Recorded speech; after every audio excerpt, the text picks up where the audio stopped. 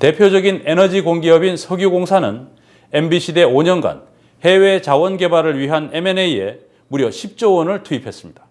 그러나 벌어들인 수익은 거의 없었고 부채만 4배로 늘었습니다.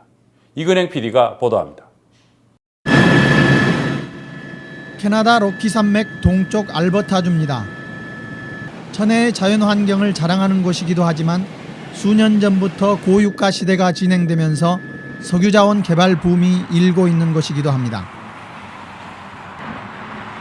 이곳에 매장된 석유자원은 전통적 액체 원유인 크루드 오일과 천연가스, 그리고 모래나 암석 속에 섞여 고체 상태로 존재하는 샌드 오일입니다. 한국석유공사는 2009년 10월 하베스트라는 캘거리 소재 캐나다 석유 업체를 우리 돈 4조 6천억 원을 들여 사들입니다.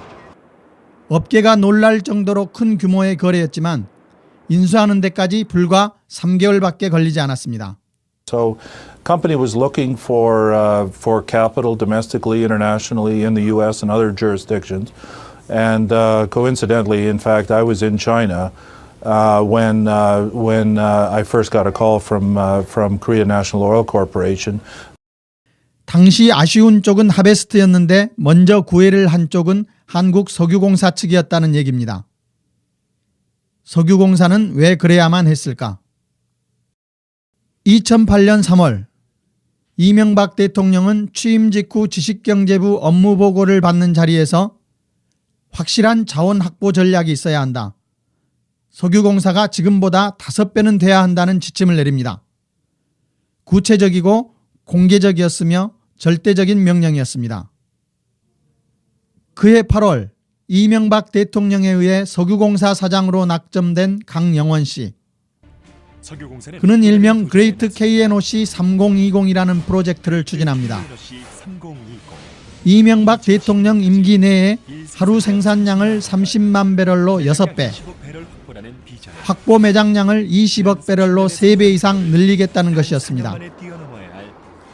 그것은 아주 그 당시로는 그 업적으로 인식이 돼가지고 정치적으로도 굉장히 주목을 받고 하여튼 그랬던 프로젝트였어요. 짧은 기간 동안에 이렇게 높은 성과를 낸다는 건 사실 처음부터 어려웠었고, 또 저희가 어차피 후발로 들어가다 보니까 그 비교적 상태가 좋고 양호한 그런 그 사업들은 어찌 보면은 별로 남아있지 않아요.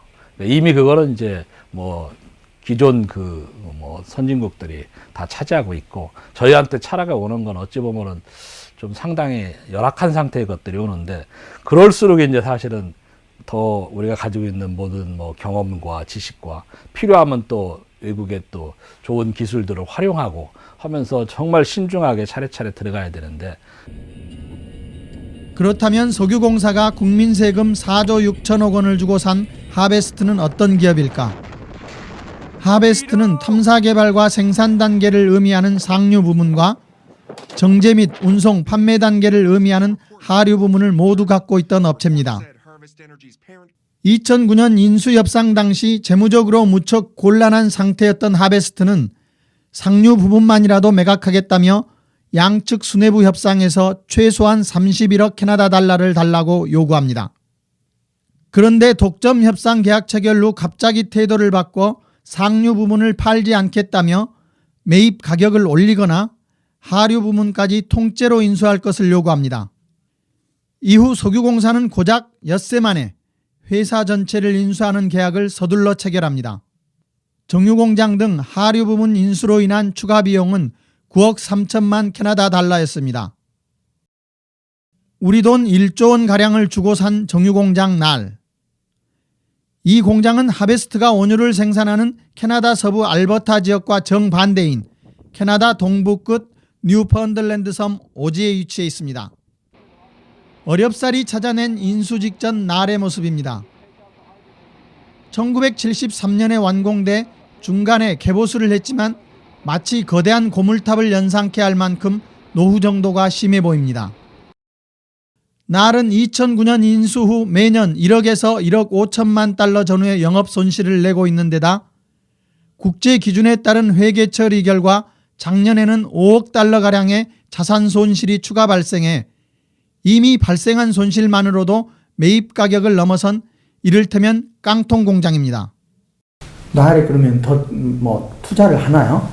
저희 지금 현재 투자를 최소화하고 있습니다. 왜냐하면 지금 아시는 대로 저희가 지금 현재 그 출구 전략을 지금 현재 피고 있기 때문에 장부가보다 좀 더 다운되게 하니까 일시적으로 손해를 봐가면서라도 장래에 희망이 없는 것들은 정리하겠다라는 이런 취지이기 때문에. 그러나 애물단지가 된 이 공장을 사겠다는 구매자가 있을지는 의문입니다. 그래서 실제로 작업을 잘 하려면 그거를 좀 뭐 리노베이션을 해야 되잖아요. 팔 때 팔더라도 조금 돈을 투자를 해서 부가가치를 높여서 팔아야 되는데 근데 그거는 너무 덩치가 커서 아마 잘은 모르겠지만 돈이 어마어마하게 들어갈 거예요. 리노베이션 하려면. 근데 지금 부채도 많은데 그걸 또 어디서 되겠어요. 하루 5만 배럴가량의 원유를 생산하는 상류 부분의 상황도 지속적으로 어려워지고 있습니다. 인수 당시 떠하는 22억 달러 상당의 부채에 대한 이자 비용이 매년 8천만 달러 이상 발생하는 데다 원유 판매를 통한 영업이익 또한 급감해 작년의 경우 불과 300만 캐나다 달러였고 결국 당기 순이익은 1억 달러가량 적자 전환됐습니다. 문제는 상황 반전이 쉽지 않다는 겁니다. 최근 몇 년간 미국에서 세일가스라는 대체 자원이 개발돼 값싸게 대량 공급되면서 미국 내 원유 가격을 끌어내리고 있고 가격 경쟁력에서 밀린 캐나다산 원유의 판로는 점차 좁아지고 있기 때문입니다. 또 사실 쉐일 가스와 함께 지금 쉐일 오일도 같이 개발되거든요. 컨덴세이트라 해가지고 그거에 의해서 이제 지금 상당한 그런 그 오일 수요까지 지금 감당을 하다 보니까 지금 아마 제일 어려운 게 지금 캐나다 쪽 상황이라고 제가 듣고 있어요. 그러니까 아마 지금 판되면은 거의 제값을 못 받을 겁니다. 국내 반입은 힘든 거죠? 여러 가지 비용 조건이나 여러 가지 인프라상. 할 수는 있는데 비용 때문에 사실 못하는 거죠. 거기서 뭐 지금 이렇게 하면 뚫고 나와가지고 거기서 패대가지고 국내까지 들어오면 비용이 더 비싼. 최근 박근혜 정부는 부채 비율을 낮춰 재무 건전성을 높이라고 공기업 경영진을 압박하고 있습니다. 그러나 방침을 따르자니 이젠 헐값 매각을 피할 수 없는 상황. 석유공사는 진퇴양난입니다. 굉장히 불리하죠. 이 사람들은 곧 정년표를 달성해야 되기 때문에 또 팔아야 되는구나. 살 때도 그랬잖아요. 살 때도 3020 한다 그러면서 왜 그럼 하베스팅 팔았어요? 그게 그거죠. 그러니까 결과적으로는 유가에 대한 흐름이잖아요. 결과적으로. 저희는 이제 더 좋다고 보는 거고 그쪽은 이제 거의 뭐 여기서 또 꼭지를 찍었다 할지 뭔가 이게 굉장히 그런 판단이 많이 들어갔겠죠. 그게. 지난 5년 이명박 대통령의 저돌적 과시형 해외 자원 개발 투자는 피 같은 국민 세금으로 남의 나라 좋은 일만 시키고 우리 공기업을 깊이 골병들게 했다는 평가를 피할 수 없게 됐습니다. 뉴스타파 이근행입니다.